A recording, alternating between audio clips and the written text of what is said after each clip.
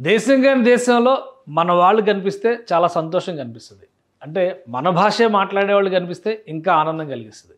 ఇప్పుడు దేశద్రోహం కేసులో ఇరుక్కున్నటువంటి జ్యోతి మల్హోత్రా ఆమె పాకిస్తాన్లో చేసిన వీడియోల్లో మన భాష కనిపిస్తే అంటే తెలుగు భాష వినిపిస్తే అదొక ఆసక్తికరమైనటువంటి అంశంగా మారుతుంది. జ్యోతి మల్హోత్రా 4-5 సార్లు పాకిస్తాన్లో పర్యటించారు. పాకిస్తాన్కి సంబంధించినటువంటి అనేక ప్రదేశాలపైన వీడియోలు చేస్తూ ఒక ట్రావెల్ వ్లాగర్ కింద తనను తను పోర్ట్రే చేసుకునేటువంటి ప్రయత్నం చేశారు. ఇదే క్రమంలో కాటస్ రాజ్ టెంపుల్కి ఆమె దర్శనానికి వెళ్ళారు. కాటస్ రాజ్ టెంపుల్ అనేది హిందువులకి సంబంధించి ఒక పవిత్రమైనటువంటి ప్రదేశంగా చూస్తారు. ఇప్పటికీ కూడా అక్కడ ఆ నిర్మాణం అంటే దేవాలయ నిర్మాణం ఇవన్నీ కూడా అక్కడ యథావిధిగా ఉన్నాయి. పూజలు అందుకుంటున్నటువంటి పరిస్థితి కూడా ఉంది. మామూలుగా అయితే పాకిస్తాన్ గురించి మనం వింటున్నటువంటి కోణంలో చూస్తే హిందూ ఆలయాలు ఏవి ఉండకపోవచ్చు అనేటువంటి అభిప్రాయం కలుగుతుంది. ఈ టెంపుల్ ఉండడానికి కూడా ఒక కారణాన్ని మనం విశ్లేషించవచ్చు. ఎందుకంటే భూమికి 2000 అడుగుల ఎత్తులో ఉన్నటువంటి సాల్ట్ మౌంటైన్స్ అంటే ఉప్పు పర్వతాల పైన ఉన్నటువంటి కోటలో ఇది కాటస్ కిలా కాటస్ అంటారు. ఆ ప్లేస్లో ఉన్నటువంటి టెంపుల్. దీనికి ఒక చారిత్రకంగా అంటే పురాణాల పరంగా కూడా ప్రాధాన్యం ఉంది. శివుడి కంటి నీటి బొట్టు పడిన ప్రాంతం వల్ల అక్కడ ఒక సరస్సు ఏర్పడింది. ఆ సరస్సునే పూజిస్తారు. అలానే మన హిమాలయాల్లో మరొకటి పుష్కర్ వద్ద ఒక సరస్సు ఉంది.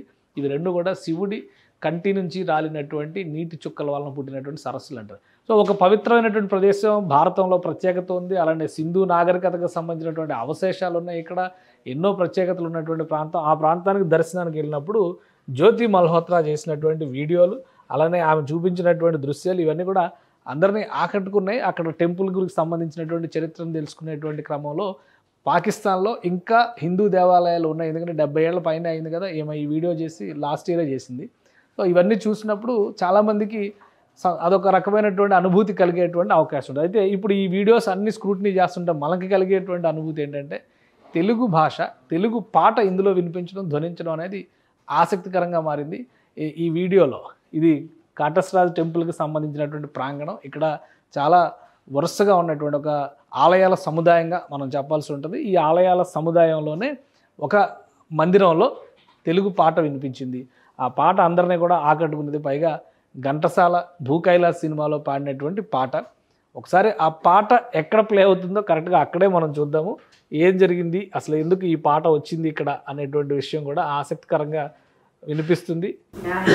रूप में ये पहले से मतलब इसमें कोई छेड़छाड़ नहीं थी, कोई हस्तक्षेप नहीं किया गया, उसी ओरिजिनल शेप में इस जगह को रखा गया है। अभी ये है श्री हनुमान जी का मंदिर। देखिए यहाँ की दीवारें शिव जी भगवान की मूर्ति भी लगी है।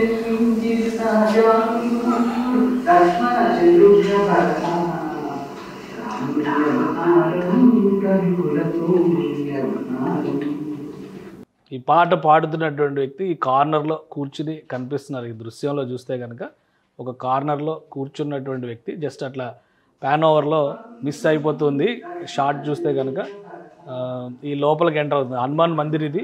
ఈ మందిరంలోకి ఎంటర్ అవుతున్న సందర్భంలోనే ఈ పక్కన కనిపిస్తున్నటువంటి వ్యక్తి ఆయన ఈ పాట పాడుతున్నారు. ఈ కార్నర్లో ఉన్నారు. గమనిస్తే కనుక ఈ కార్నర్లో ఉన్నటువంటి వ్యక్తే ఈ పాట పాడుతున్నారు.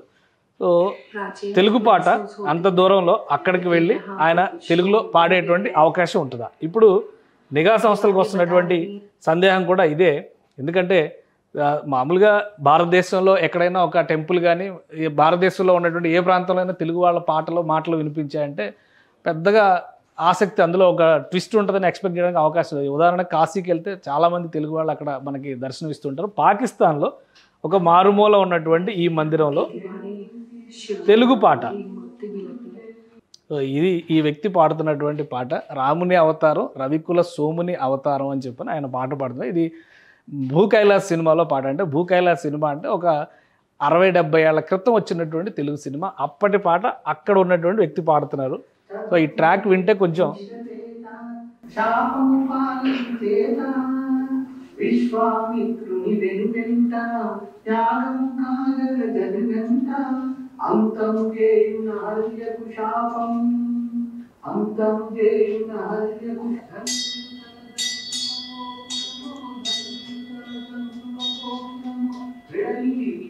श्री कटाशराज मंदिर पाकिस्तान के पंजाब సో ఇది ఈ పాట ఈ వీడియోలో వినిపిస్తున్నటువంటి పాట. ఇప్పుడు దీనిపైన ఎంక్వైరీ చేస్తున్నారు. ఎందుకంటే ఒక తెలుగు వ్యక్తి పాకిస్తాన్ వెళ్ళి అక్కడ ఉండి ఒక ఆలయంలో పాటలు పాడేటువంటి స్థితిలో ఉంటారా అనేది ఒక సందేహం అయితే, లేదా జ్యోతి వెంట వెళ్ళిన వ్యక్తులే ఎవరైనా కానీ తెలుగు తెలిసినటువంటి వ్యక్తి అక్కడ ఉన్నారా? ఈ రెండు ప్రశ్నలపైనే ఏజెన్సీస్ ఇప్పుడు ఇన్వెస్టిగేషన్ ఆఫీసర్స్ ఎంక్వైరీ చేస్తున్నారు. తెలుగు సినిమా పాట, అది సినిమా పాట, ఎందుకంటే భక్తి పాట అంటే మళ్ళీ దాని వెర్షన్ వేరే ఉంటుంది. సినిమా పాట, అది కూడా పాత పాట. ఈ వ్యక్తి ఎవరు? జ్యోతితో పాటు వెళ్ళినటువంటి వ్యక్తి, లేదా అక్కడ ఎవరైనా తెలుగువారు ఉన్నారా? ఇది ఖచ్చితంగా ఇంట్రెస్టింగ్ పాయింట్ అవుతుంది. ఎందుకంటే దేశ విభజన జరిగి కూడా 75-76 సంవత్సరాలు అయింది. లాస్ట్ ఇయర్ జరిగిన అంటే 1947 దగ్గర నుంచి మనం లెక్కేసుకొని చూస్తే కనుక దగ్గర ఇప్పుడు 88 సంవత్సరాల చరిత్రను మనం చూడాలి. అప్పటికి ఒకవేళ వెళ్ళిపోయి ఉంటే అక్కడ సెటిల్ అయి ఉండేటువంటి వ్యక్తులు ఉంటారా, లేదా దర్శనానికి ఎవరైనా వెళ్ళారా, తెలుగు వాళ్ళు అక్కడికి వెళ్ళేటువంటి పరిస్థితి ఉంటుంది. చాలా ప్రశ్నలు వస్తున్నాయి.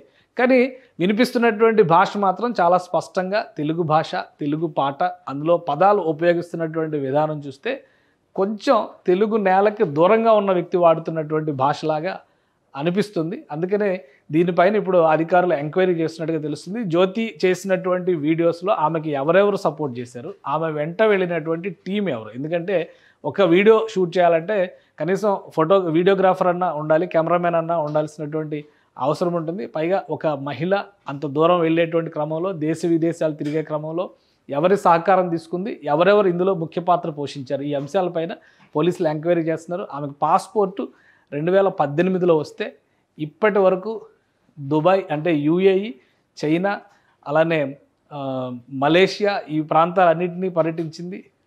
శ్రీలంక కూడా వెళ్ళినట్టుగా ఒక సమాచారం ఉంది, నేపాల్ వెళ్ళినట్టుగా సమాచారం ఉంది, పాకిస్తాన్కే 5-6 సార్లు వెళ్ళినట్టుగా చెప్తున్నారు.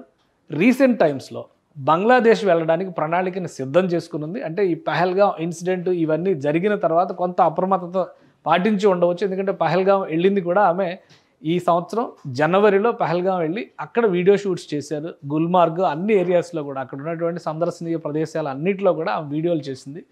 ఆ తర్వాత బంగ్లాదేశ్ ప్లాన్ చేసింది. బంగ్లాదేశ్లో ఉన్నటువంటి కొంతమంది కీలక వ్యక్తులతో కాంటాక్ట్లోకి వెళ్ళినట్టుగా కూడా ఇన్వెస్టిగేషన్ ఏజెన్సీస్ భావిస్తుంది. కానీ ఆమె ఇన్వెస్టిగేషన్కి మాత్రం ఏ విధంగానూ సహకరించడం లేదు. తనకి ఏమీ తెలియదు. నార్మల్గా వీడియో బ్లాగర్గా వెళ్ళి వీడియోలు చేశాను అంతవరకే. వాళ్ళు ఎవరు, వాళ్ళకి సంబంధించి అంటే ముఖ్యంగా పాకిస్తాన్ నుంచి ఎవరెవరు టచ్లో ఉన్నారో వాళ్ళకి సంబంధించిన సమాచారం కూడా తనకు తెలియదని బుకాయిస్తున్నటువంటి పరిస్థితి ప్రస్తుతం ఉంది. సో మొత్తం టోటల్ స్టోరీ అంతా కూడా ఒక కన్క్లూజన్ రావాలంటే సమగ్రమైన దర్యాప్తు రావాలని చేయాల్సినటువంటి అవసరం ఉందని కేంద్ర ప్రభుత్వం భావిస్తుంది. దాంతోపాటు ఈ తెలుగు పాట పాడినటువంటి వ్యక్తి ఎవరు, అతను ఎప్పుడు అక్కడికి వెళ్ళి ఉంటారు, అతనికి సంబంధించినటువంటి డీటెయిల్స్ ఏమైనా దొరుకుతాయా అనే అంశం పైన కూడా ఇన్వెస్టిగేషన్ ఆఫీసర్స్ ఎంక్వైరీ చేస్తున్నట్టుగా సమాచారం. సుమన్ టీవీలో మీ పర్సనల్ అండ్ బిజినెస్ ప్రమోషన్స్ కోసం కింది నెంబర్కి కాంటాక్ట్ చేయండి.